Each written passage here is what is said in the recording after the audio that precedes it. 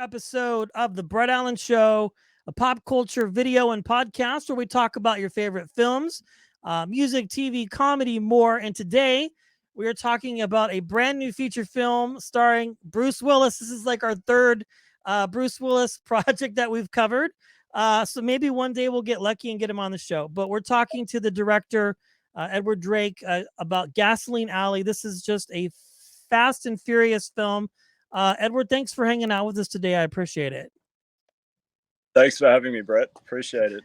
Yes, well, this film is just an absolute thrill ride, an absolute blast.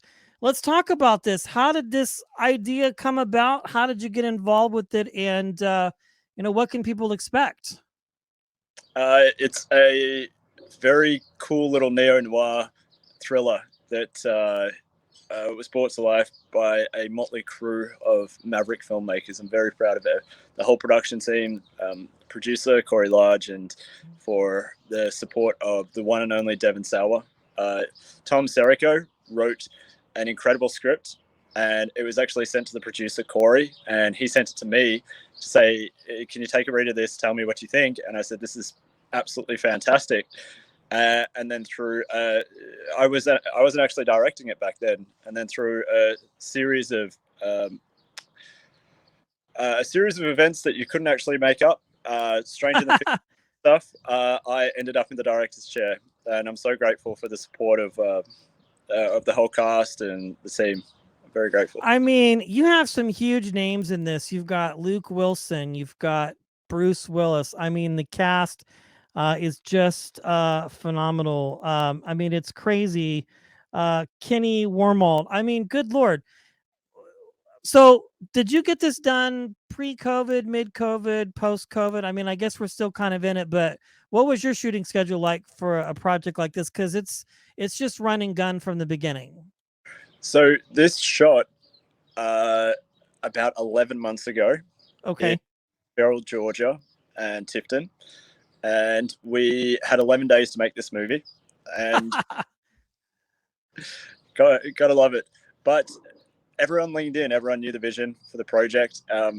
The most fun part was doubling Southern Georgia for Los Angeles, and I've lived in LA for 10 years. And let me tell you, Southern Georgia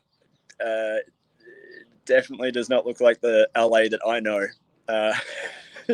But just through some choice camera framing and with our incredible cinematographer, Brandon Cox, we were able to bring it all together in a really smart way.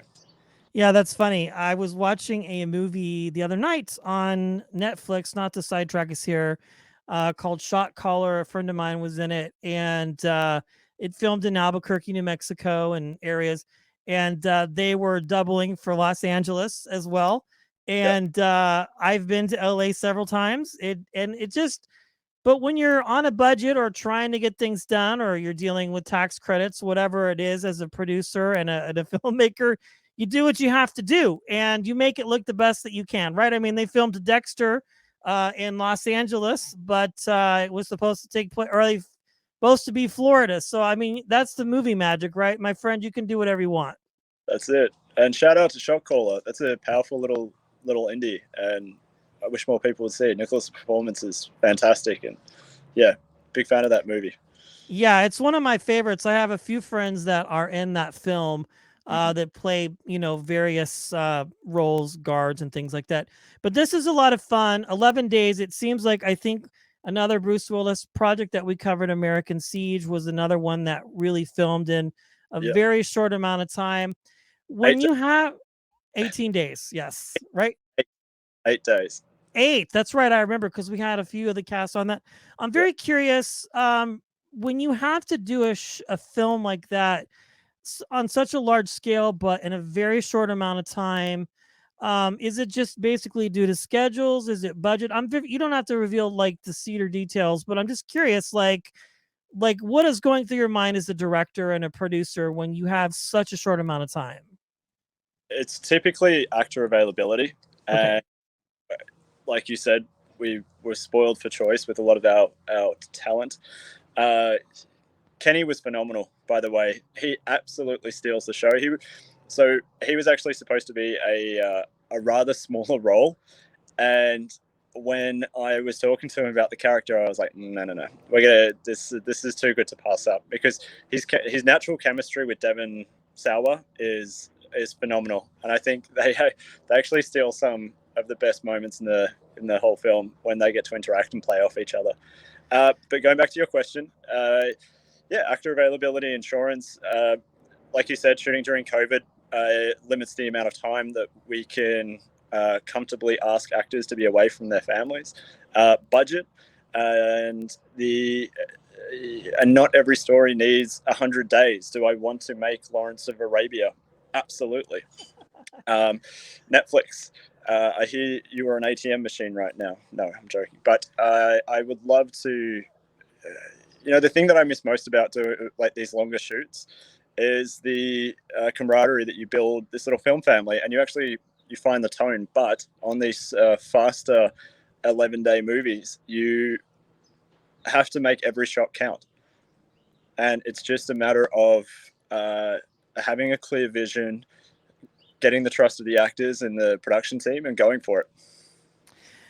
Yes, you bring up a very good point, Edward. And every time I talk to an actor or a director or whatever, and they are doing projects like this in such short amount of time, I think the headline here is that if you want to create something or you want to do something, there's literally like no excuse to not do something.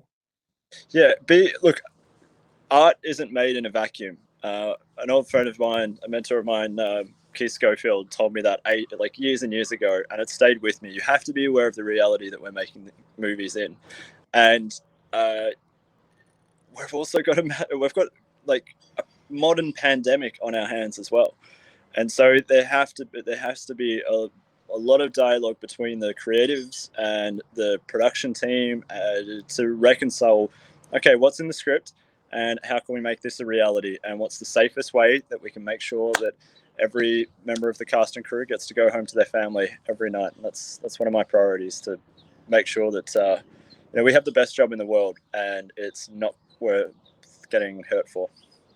No, not at all. I mean, and today too, like with the technology that we have with cell phones. I mean, I was talking to somebody recently, and they were getting ready to start a project where it was all being filmed on iPhone 13s. I mean, they had some cameras that they were using, but most of it is done, with modern technology. And the Video Village is like iPads. It was actually a recent picture that Snapchat did with Kim Coates, Casino Royale or Casino something. And it was all just done so differently. I love this. I love talking to storytellers. I consider actors, directors, storytellers. A big question that I always like to ask, Edward, is what interested you in becoming a storyteller? What made you decide, I want to be a director, I want to be a writer? Like, at what point in your life did that happen, if you can pinpoint it? It just looks so easy, and I arrived in LA and knocked on the door of a studio, and they just let me in and started making movies. No, it's storytelling is how I learned to communicate with the world. It is how I'm able to share experiences and stories. I had to travel a lot growing up between different families, and I was able to take these films and books, video games and music from London back to Melbourne to Ireland to like Paris, and just different. This is pre-social media age as well, so physical media held pretty much half. It held a huge place in my heart, and it still does. But it also occupied at least half of my luggage wherever I would go, and I'd love to be able to share that feeling with the world. If someone can watch one of these movies and understand a little bit more about the world they live in or about themselves, that's my dream come true. I love it. Well, this is a banger of a film, and I cannot wait for people to watch this. Gasoline Alley, with just one hell of a cast.